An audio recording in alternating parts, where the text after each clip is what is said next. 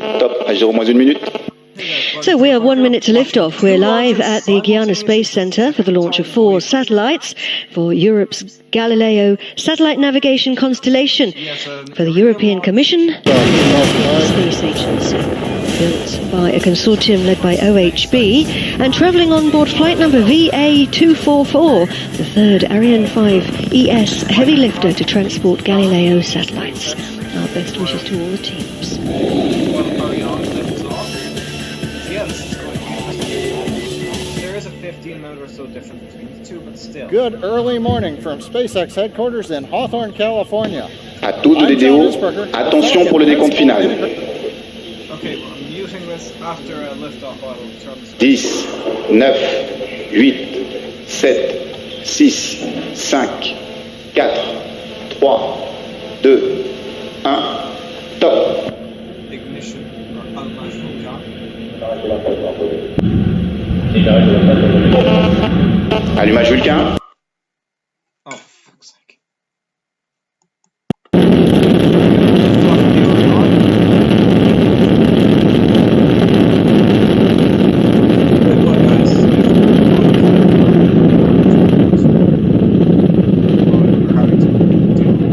Now we're currently 13 and a half minutes for launch. The launch is scheduled for 4 hours, 39 minutes, 30 seconds Pacific Daylight Saving Time this morning. La propulsion est And that's nominale. 11 hours, 39 minutes, 30 seconds Universal Time. Now I'm broadcasting from the mezzanine here at SpaceX headquarters, overlooking our launch and mission support centers. This is our 14th launch of the year for SpaceX, and we're flying a new Block 5 booster today, which we will be landing on our West Coast drone ship called Just Read the Instructions. Now, one word of note about weather. While it's great for the Falcon 9 going up, the weather in the Pacific is bad. We have high wind shear right over the deck of the drone ship. We have choppy seas, so today's landing attempt is going to be very iffy. Now, I'll be providing updates throughout today's launch and flight, and that'll last us just over 1 hour after liftoff. Now, for music fans out there, get ready in a couple of minutes. Iridium has curated a special Spotify playlist to go along with today's launch. Now, to play along at home, search for the Iridium Launch Soundtrack playlist and get ready to start that playlist at exactly T-minus 10 minutes and 30 seconds. You can see the clock on the monitor. You're about 2 minutes away. Punch it off at 10 minutes 30 seconds. And if you miss that, you can catch up later on and resynchronize your playlist. Ariane 5 ES. It's been counting down on the launch of Iridium now. Skies here. Donc voilà, Over the Amazon rainforest. l'Ariane 5 avec 4 satellites pour Galileo est actuellement en Those boosters are chemin. propelling us, doing all the work right now. On la suit parfaitement, le ciel est... Altitude 51 km, tous les paramètres à bord sont normaux. Tout est Burning at around normal about 3 et on va se... Of course it does. à poudre. burnt their propellants. Ces étages d'accélération by vont être now. séparés. Separation of the boosters. Now. Voilà qui est fait. You can see them. On vient de se... Séparation des étages s'alléger d'accélération à de poudre. 277 tonnes par 2. Imaginez, Look at that. il n'y a pas encore The 3 minutes white de point in the vol middle et il is y a à the peine engine of the, un quart of the launcher, I de l'Ariane believe, 5 and we can initiale see qui the est 2 encore en vol boosters en termes de falling masse. away. La poussée au décollage, 13 000 kN. Imaginez, cela équivaut à la puissance de 11 Airbus A380. On est toujours dans la recherche absolue de Enfin, du rattrapage suite à la séparation des étages d'accélération à poudre. Des So we applaudissements are now burning mérités the pour cette main Ariane 5. stage. It's powering us into Je the disais donc, sky. on va A alléger une huge fois de plus, tank et ce of sera la coiffe propellant. cette fois-ci. Passer les 100 km d'altitude, Powering us elle through n'est these blue plus utile. skies. Et cette coiffe, eh bien, tout simplement, Here in on va Amazonia. s'en... Is the 17-foot diameter payload fairing, inside of which are those 10 Iridium Next satellites. Now, for this mission, in addition to landing the first stage on our drone ship, or attempting in the case of today because of the weather, we're also attempting to recover a payload fairing before it splashes into the ocean. Our recovery ship, Mr. Steven, is upgraded with a 4 times larger net than the last attempt, and it left port on Monday evening. It's on station. No one has attempted to recover a fairing out of the air before. It's super difficult. And today, with the weather, not only for the drone ship, but where Mr. Stephen is, again, high wind shear in the last 1,000 feet or so above the ocean, choppy seas. Again, recovery of the fairing is going to be very difficult, but full recovery of a launch vehicle and reuse is the key vision that we've got at SpaceX. So we're trying to learn to do the fairing and then eventually the second stage someday. Next to the rocket, what you can't see would be the transport erector. That has the plumbing and the electrical systems that support the vehicle. Now, unlike our East Coast launch site at Vandenberg, you'll hear the erector reclining about 23 degrees away from the rocket, starting at T-minus 4.5 minutes. Now, one reminder, we mentioned the Iridium 7 launch soundtrack playlist. That started at 10 minutes and 30 seconds. If you didn't get a chance to synchronize then, you can look ahead and just synchronize another selection when you see the time show up here on the webcast display. Mute. And that there were 4 satellites that we're waiting for. That's just absolutely terrific. It's just so great to be able to watch this launch with all our colleagues, the colleagues I've worked with at ESA, at the European Commission, everybody. French Guiana. In a dedicated clean room, one of ESA's new Galileo satellites is going through a fit check. Here the satellite's condition and functions are being checked thoroughly one last time before launch. Together with 3 of its brothers, this satellite will be sent into orbit on top of an Ariane 5 launcher. It will be the 3rd and final Ariane 5 launch for Galileo, and these satellites truly mark the end of an era for the program. They are the final satellites needed to complete the first cycle of building the constellation. With this launch, we will have a complete constellation for operational purposes, but yet without the necessary reserve satellites, which are essential if ever something goes wrong, that we have, of course, backups. So we have said that we would move towards around 30 satellites in orbit, that is 24 operational and 6 reserves. This amount will be reached. We may sometimes be under that. We may sometimes after a launch be over it. So this is a figure which fluctuates a bit. The important number is that we need 24 satellites for operational purposes functioning at any one time. Once the satellites are in orbit, the constellation will comprise 26 satellites and be fully operational for the first time. Quite an achievement when you consider that 22 of these satellites were only launched in the last 4 years. It was also the first time the European Space Agency had to build so many satellites in such a short time. However, ESA and industry faced up to this challenge and have now mastered both this technology and the production process. But the satellite design was not solely focused on the mass production aspect. Stage will complete 2 burns this morning, putting everybody into the final orbit. From there, the 10 Iridium Next satellites will be deployed. That's going to happen about 56 minutes after liftoff. We'll release them one at a time every 100 seconds. Now, as we saw in previous flights, the second stage camera can't see all of the Iridium Next satellites. The field of view isn't large enough, can't see behind the dispenser, so we'll see some of them come off, but not all of them. Now, as the second to last launch of the Iridium Next program, today's mission will increase the total number of Iridium Next satellites in space to 65. Now, when completed, the network will have a total of 66 active satellites, as well as 9 in-orbit spares. And here's a look at how the Iridium Next network is connecting people with information.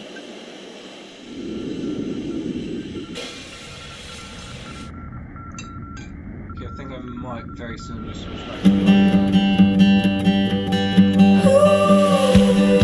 Why are we building the new $3 billion Iridium Next network? To supercharge the innovative solutions our partners are producing every day, everywhere around the world. Iridium's business was founded on handsets for satellite communications, but has evolved because of the ingenuity of our partners, both the solutions they create and the markets they serve.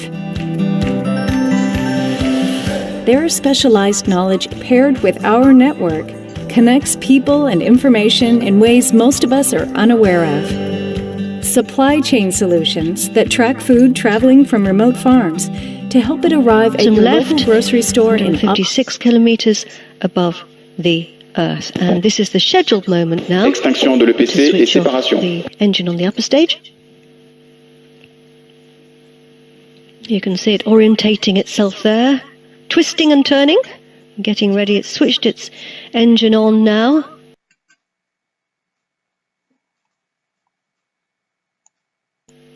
Confirmation du premier allumage. And this is really the beginning of stockable. the next phase in the journey. The upper stage takes the wheel. Its job is to transport the satellites to their correct orbit so that we can release them and they head off on their own journey in medium Earth orbit.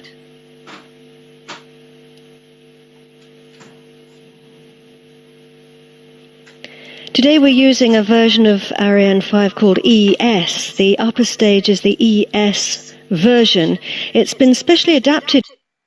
Originally the ATV cargo ship. ATV was the ship that took supplies to the International Space Station. We just saw Charlotte Besco there, who used to work on the ATV project. And it's now being used to transport the Galileo satellites. It can switch its engine on and off, and it can orientate itself in space effectively to go in different directions depending on the needs of the satellites. He's telling us that everything's going normally. Be capable on traditional networks. Iridium Next, enabling the innovations that are changing the future. That gave you a better sense of the connectivity the Iridium Next network will provide. We're just over 3 minutes from launch. Everything continues to look good. The erector has reclined. You can't see it. We're still using our ground level cameras, but the fog has just got them covered over. It's that security blanket we see at Vandenberg. We've also heard the thrust vector control actuator motions on the upper stage look good. Everything continues to go well. We're getting ready for closeout of first and second stage liquid oxygen loading.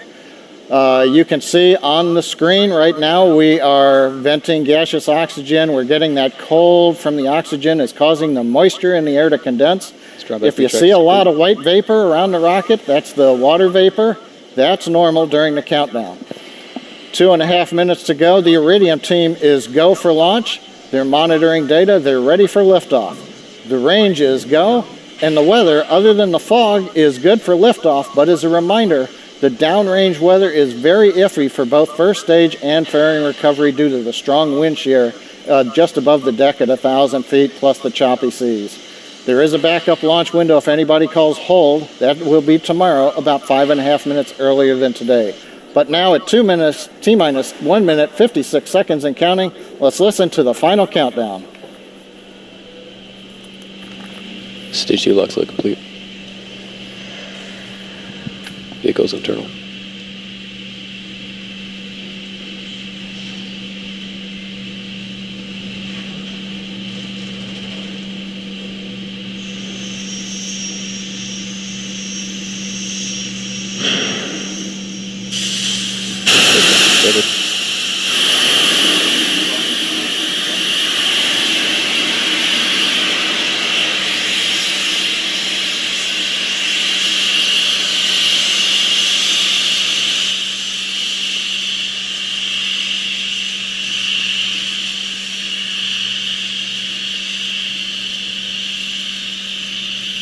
Ground side gas closeouts are complete.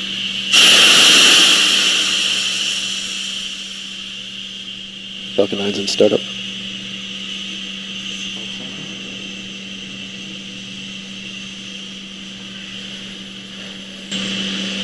Stage 2, press for flight. Go for launch.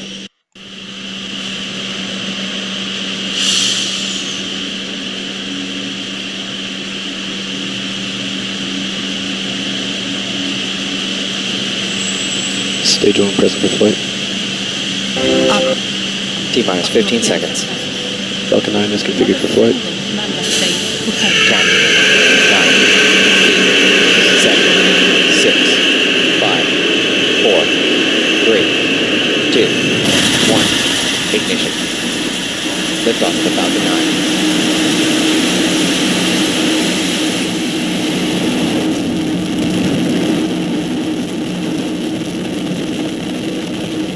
Vehicle is pitching downrange. Stage 1 propulsion nominal.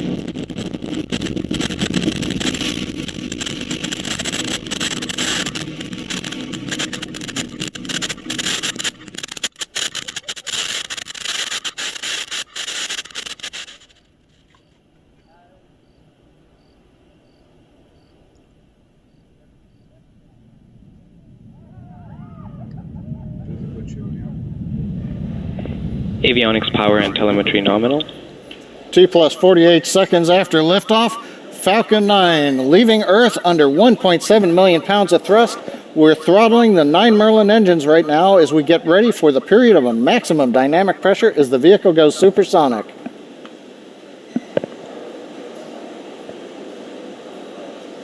Vehicle is supersonic. We've heard a call out, vehicle is supersonic. The Merlin engines have throttled back up. We're through the period of maximum dynamic pressure. We've heard call out, propulsion is nominal. Avionics is reporting nominal status also. Vehicle has passed through maximum aerodynamic pressure. Next activity we hear call out is the start of MVAC chill. That's again preparing the turbo pump on the second stage. And we've heard the call that the chill looks good. Hawthorne acquisition of signal. Hawthorne acquisition of signal. That means our antenna here at Hawthorne has also acquired the first stage and the second stage. Now, next major activity coming up in just about half a minute, shutdown of the 9 Merlin engines, followed by stage separation, ignition of the second stage engine, and then immediately after that, we will flip the first stage and do a boost back burn as part of the landing sequence. Getting a good view from onboard camera. The ground cameras aren't able to follow the rocket due to the fog today.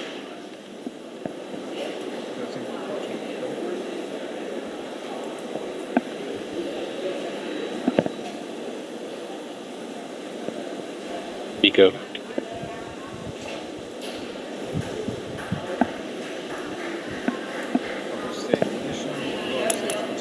Stage 1 is entered as flip. Impact ignition. First stage, turning around again. Stage 1's in boost back burn. We've heard the call out. Stage 1 is in the boost back burn. The second stage successfully separated and lit. Getting some great views from space. The sunlight was right. We'd be getting some great plume illumination, but it's a little early in the morning still here on the West Coast. When is the boost back burn to conclude? Boost back burn continuing. Fairing separation confirmed. Stage 1 boost back shutdown. We've heard the call out boost back shutdown, and on the right hand side we've got fairing separation. The 10 Iridium next satellites now exposed to the vacuum of space.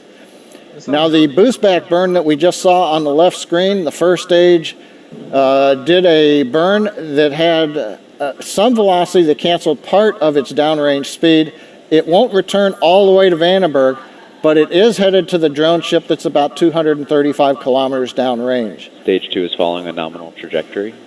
That call out stage 2 following a nominal trajectory, what we like to hear, second stage going right down between the predefined limits on the map that I'm looking at, showing that we're on target, we're on course.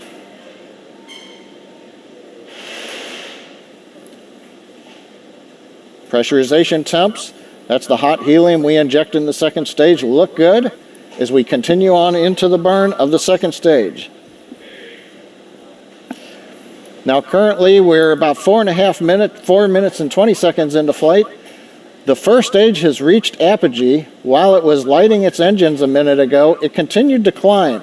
It's now reached the highest point called apogee. It's now beginning to descend to the drone ship in the Pacific Ocean.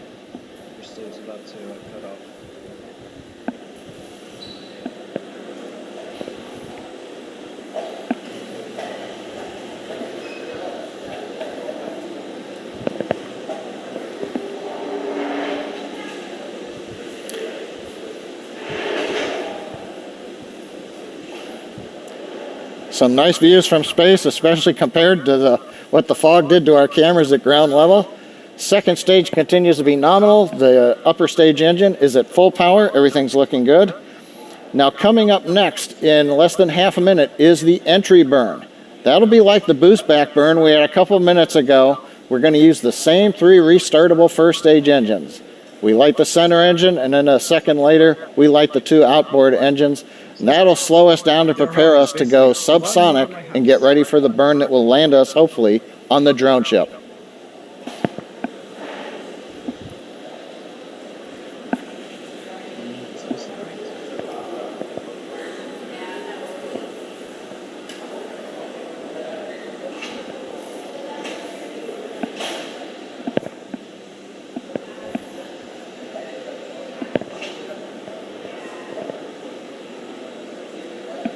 Stage 1's in entry burn. Heard the call out, stage 1's in entry burn. You can see 2 of the titanium grid fins back illuminated by the burn from the 3 Merlin 1D engines. Stage 1 entry burn shutdown. Shutdown of the entry burn. We're at 6 minutes and 15 seconds. In about 30 seconds, we're going to have the landing burn. Now, as a reminder, Stage 1 the weather FTS has and the saved. sea conditions are fairly rough. They're the worst that we've ever had for trying to get a first stage back on the drone ship.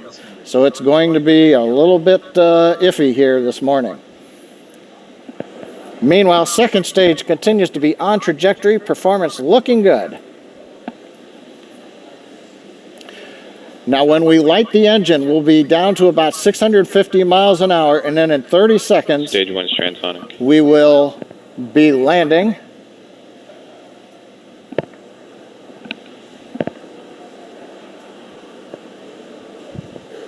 Stage 1 landing burn startup.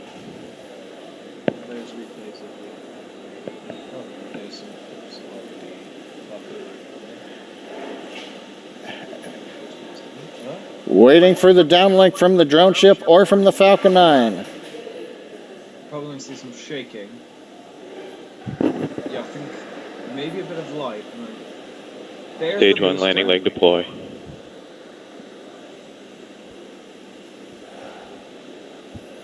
It seems to have landed and not exploded.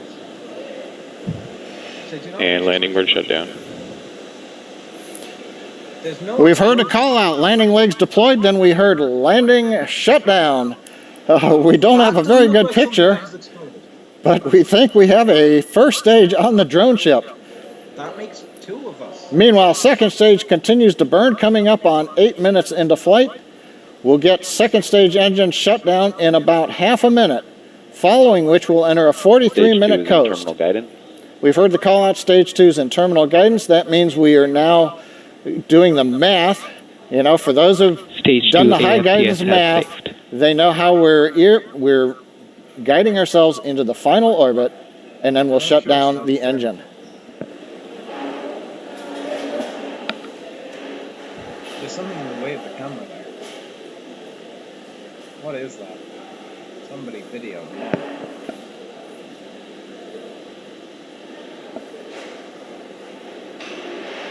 Seco. Second stage engine cut off.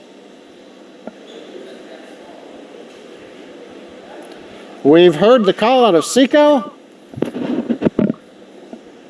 And looking at GNC confirms good orbit insertion. the guidance plots we have in front of it, and we just had kind of a good one. Second stage is right where we want it to be, and it also appears, although we are hoping to get a view back from the drone ship, that the first stage is on the drone ship, but there weren't any lights, so all we saw was the flicker of the engines as we shut down. Now on the fairing recovery attempt, there's no news to report right now. The fairings are slowly descending on parachutes. They won't have reached the ocean yet. We will provide a status when we come back after the coast phase, even if it is only that we don't know any results of the recovery attempt. But as a reminder, the weather at the fairing recovery location also is significant wind shear, bad sea state. So again, this is an experimental attempt. And as you've seen from our early days of learning how to recover a first stage, we're still learning how to catch fairing out of the air. Now the plan right now is we are into a coast phase. I'm not going to record both separations. That was launch of several Galileo satellites along with the Iridium 7 next mission on button 25. Goodbye.